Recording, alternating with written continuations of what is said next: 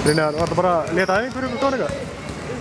Nei, það var fyrsta skiptið þar sem við náðum að spila 5 á 5 núna síðan í skallagriðsleinu fyrir áramót, þannig að það var kærkomið að fá sigur og við fáum 2 kana í næstu viku og þá ættum við að vera ennþá betri. Það skiptir samt einhver máli að þið voru kannleysið í þessu leik? Nei, við erum með öflugan kjarna og öflugan íslenskan hóp og þeir náttúrulega eru búin að æfa lítið saman út af óveðrinu sem er búið að ganga yfir landið. Þannig að við hittum á það kannski á góðum tíma.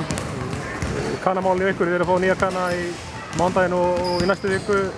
Þessi sem voru hérna hjá okkur, voru þið ekki að standa pliktina? Nei, ég held að allir hafi séð það að hvorur er að vara að standa því vel.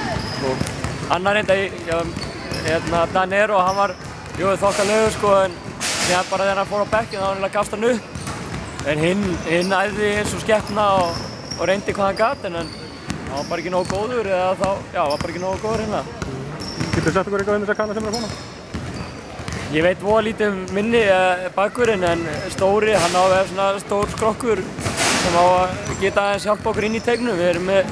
Við eigum í vandræðum undirkörfunni á móti stærri liðunum og það eykur bara breiddina að fá hann inn í þetta.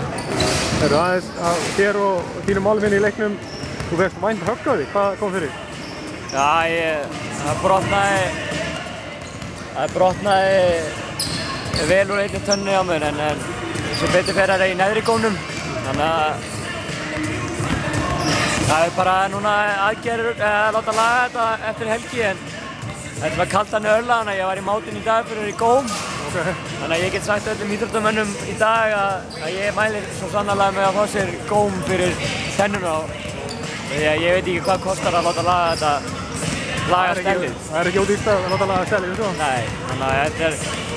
Og sérstaklega ef þetta hefði kannski verið jafnari leikur, en ég lét þetta svolítið fara í mig svona og tók sjálfum mig bara algjörlega úr leiknum. Það svekkjar sig og svona gerist. En hvað gerist nákvæmlega? Fékkstu olnboga í höfnum? Ég fekk bara olnboga hérna undir og það brotnaði svona vel úr sko. Hvað var þetta hérna? Já. Fallegt? Já, en ég er heppinn að þetta sé ekki efri, þá var ekki brosið farið þarna.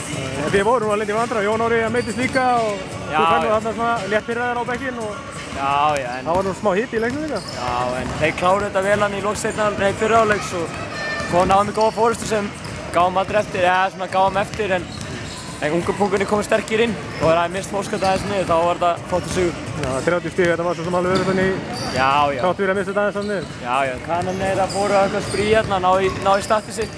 Það skiptir máli hjá þeim. En þarna að fá þess að 2 kaninn, áttu vona að þið styrkist mikið við það? Já, klárlega, eik spreytinn og það náttúrulega munar 2 aukamenn. Það hefur oft reynst erfitt fyrir okkur þegar við þurfum að fara á bekkinn að við erum mist tappinn, en það á ekki að gerast núna eftir áramót, eftir að við fáum þessi 2. Þannig að þið verður bara ennþá sterkari? Já, klárlega. Við verðum á toppnum í lok tímabils. Og bólaði tönnina líka? Já, bólaði allt stellið og það var flottir aftur. Og komið góm? Já, nákvæmlega. Takk hérlega fyrir. Já.